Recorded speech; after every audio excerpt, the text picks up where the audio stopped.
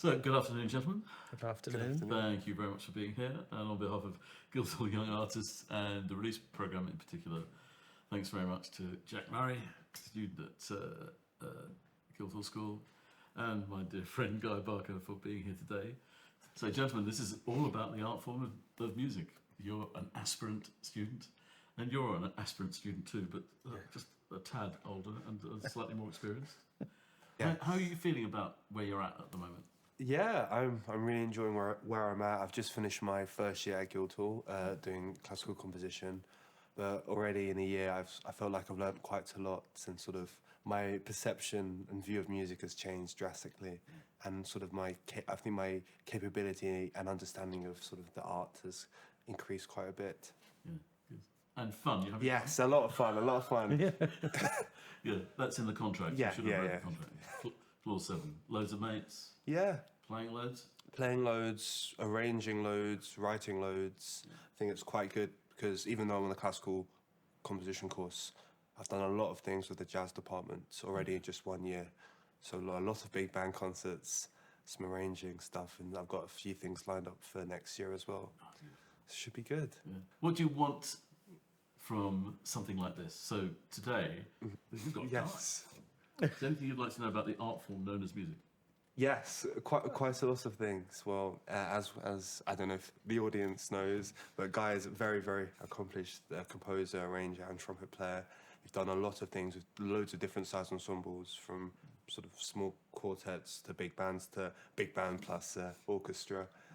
I just wanted to know sort of how you got to where you were, and sort of how you do what you do, and how you learnt the art of composing and arranging. I was pretty obsessed as a teenager, and I would go home on a Monday night, and Humphrey Littleton had a radio program which we played, was just all jazz, and it was very informative, and I would record those on cassettes, and my dad took me to see Benny Goodman with his British band. He took me to see the giants of jazz. I saw Dizzy Gillespie and Thelonious Monk and all these people at Hammersmith, and I saw the Basie band, and then I started going to Ronnie Scott's when I shouldn't have been allowed to go in there. And the maitre d' there was a lady called Nina who used to look after me because I was 15, but I saw all my heroes, and I would go and talk to them and ask them stuff, and I ended up becoming good friends with Dizzy Gillespie, and Clark Terry gave me lessons, and so all these people were around then.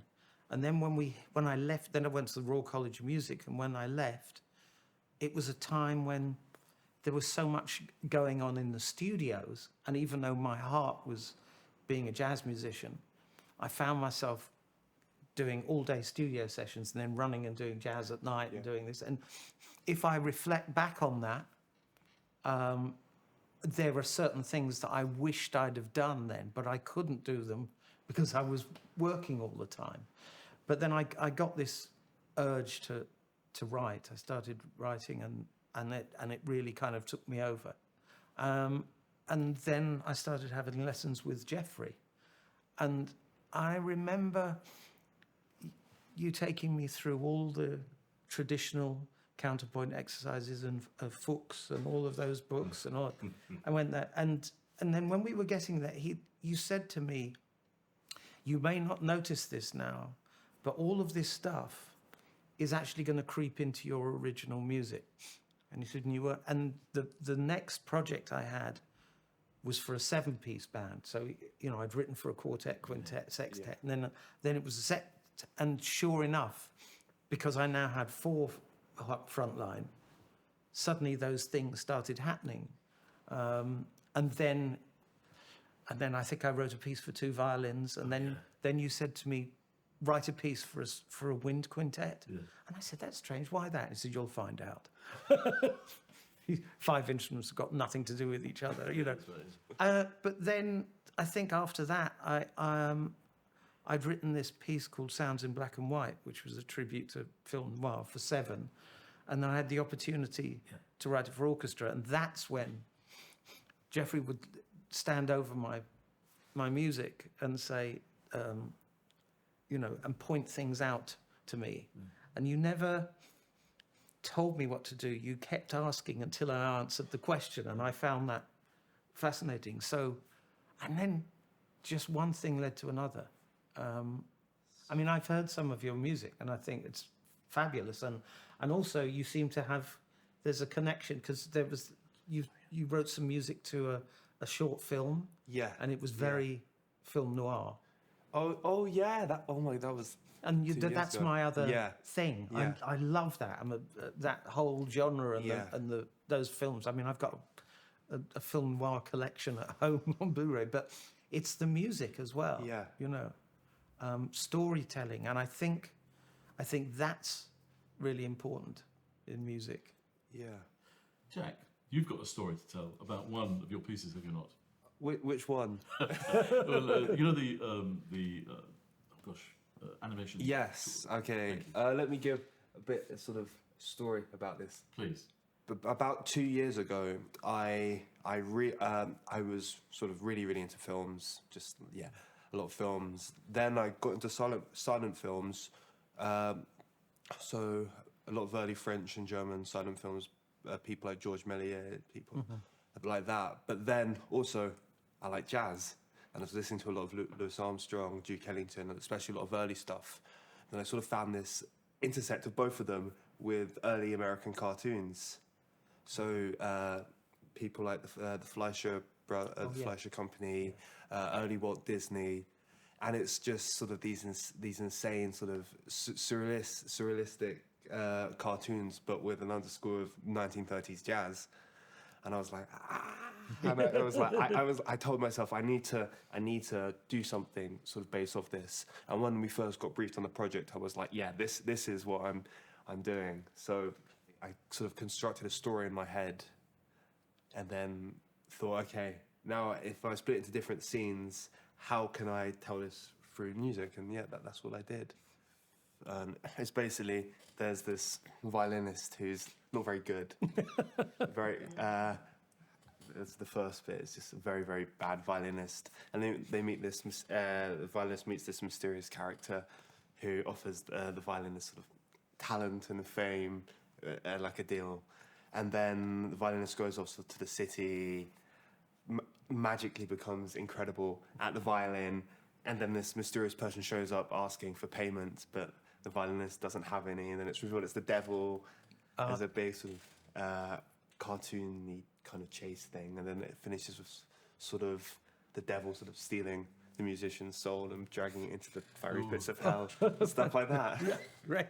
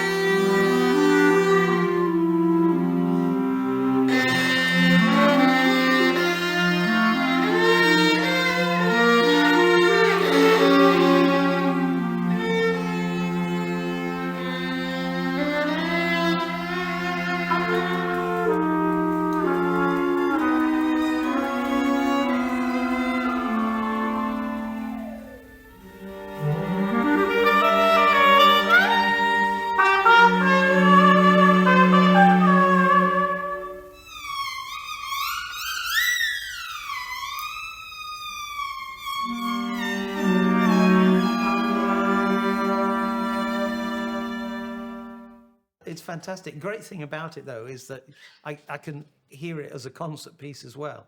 Yeah, no, it was wonderful. It's it completely told the story. I was with it. I find in my own life that writing music can be on the edge of lonely sometimes, because guess what, you're locked away a little bit. Right? So for me, in my life, it's working with other people. So other human beings are a stimulus. So there's a big fancy word for that. It's called collaboration, right? Yeah. And I wondered to what extent, at the moment, I haven't heard of any collaborations that have really floated your boat. So very much, Jack, but is that the way you're going to go? Because this guy could tell you 100 stories about other people he's worked with.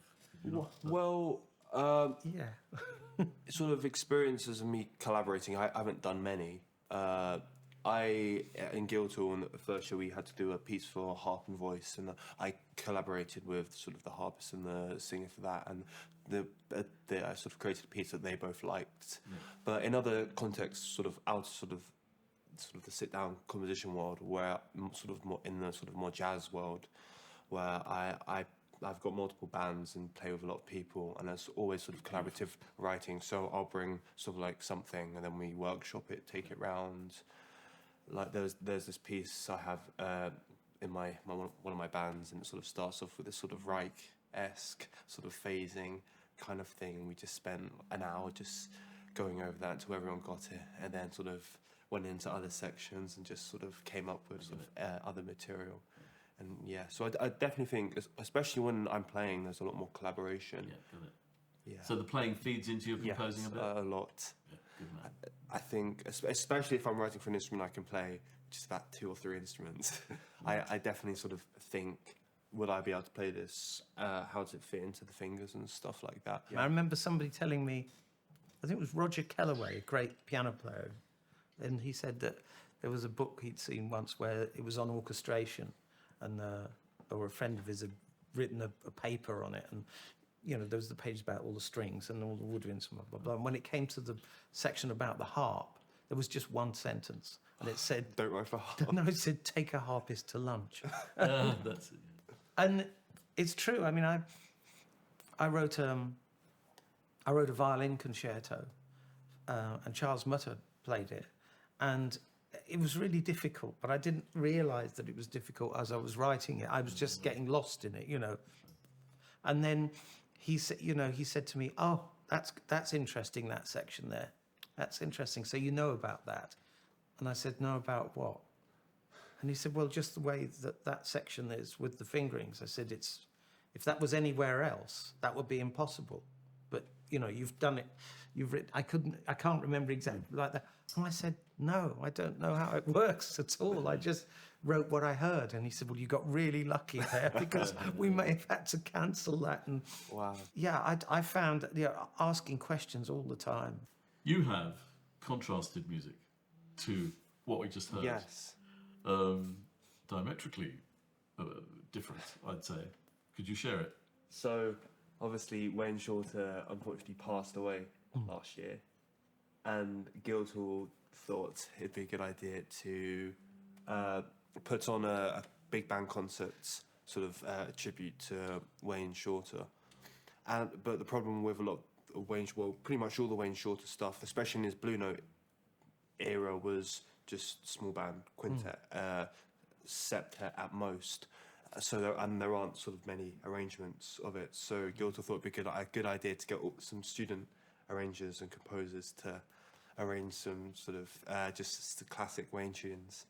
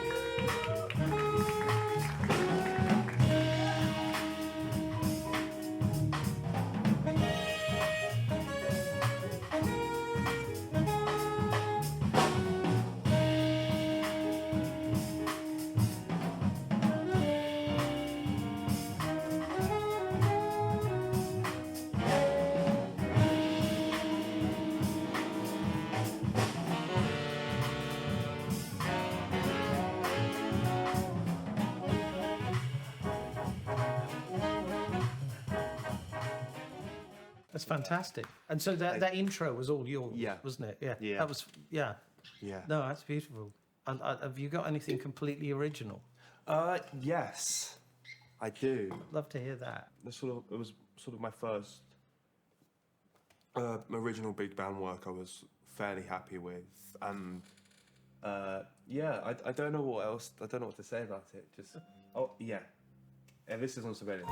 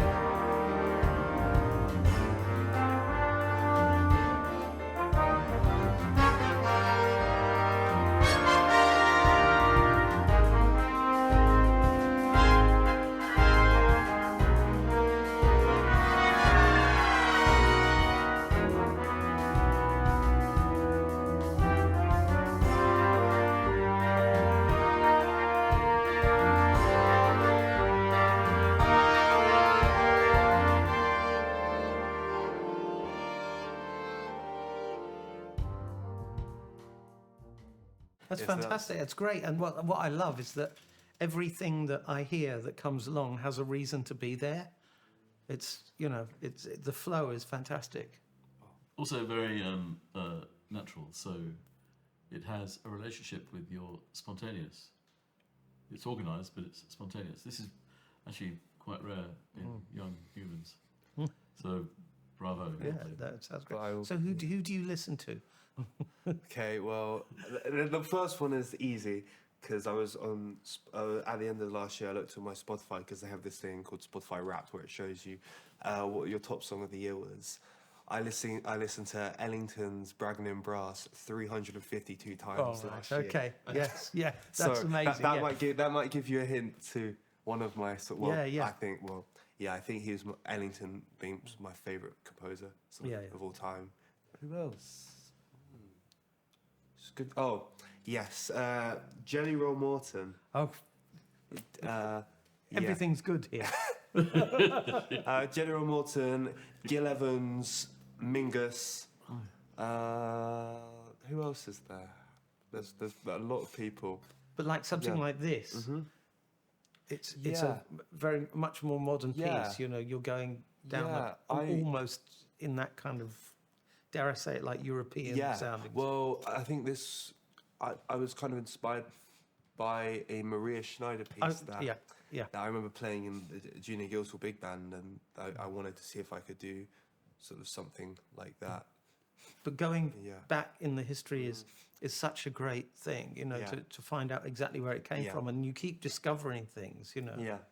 And as you know, Giacomo will pull rabbits out of the hat every so often. So, have you heard this? No. Wow, this is incredible. Yeah. Something that always floats my boat about the art form known as music is that you can speak about it historically and offer reference points, even if you happen to be your generation or ours.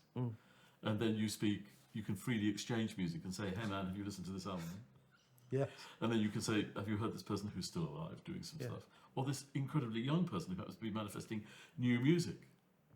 It seems that the art form is ageless. It's just the people that can calculate years. But it's a passion. I think as long as you've got that, and that never goes. And I think that's what's, you know, the reason why, for some reason, I seem to keep doing things I love to do, is purely out of like the passion and just making sure you deliver. Making sure if somebody requests something from you, make sure you do. Create your own deadline. Don't say, when's the deadline? If the deadline's there, make your own one up back here and finish it 3 weeks before, 2 weeks before. Just be nice. I was with, Ian Bellamy, the saxophone. We were doing an interview together at Cheltenham Jazz Festival. We had an audience, and somebody was asking us questions about the business and how you get on and what happens in your career. And then it came to the end. It said, what's the one bit of advice you give to a young aspiring musician? And the funny thing is, and I said, who's the question for? Was it for and this one for both of you? And we both said that together. We both said, just be nice. I mean, everybody thought we staged it, but it just... Gentlemen, I'd like to thank you very much. Can I tell you why I'd like to thank you very much? Because I learned stuff. Not just, I know you both, but I learned stuff about you, which is really good. So, in other words, you've been very open, honest, and free with the information. I really appreciate it. Jack, have you enjoyed it, mate? Yes, thank you very much. No, thank you. I've got an idea. Oh. Yeah. Ooh. How about this? You know the Christmas gig? Yes. We'll talk after this. How about if for this year's Christmas concert, if you could write an arrangement for it, that would be incredible, and come and conduct it. That would be incredible. That'd be really. I'm lost for words. You've got a 38-piece band with some amazing musicians, and you've got Giacomo's there and a few others. But yeah, we'll have a talk about it. Thank you. Well, that's rather good and a rather neat way of ending. Gentlemen, on behalf of Guildhall Young Artists and the Release Programme, thank you very much. Thank you. Thank you. Thank you.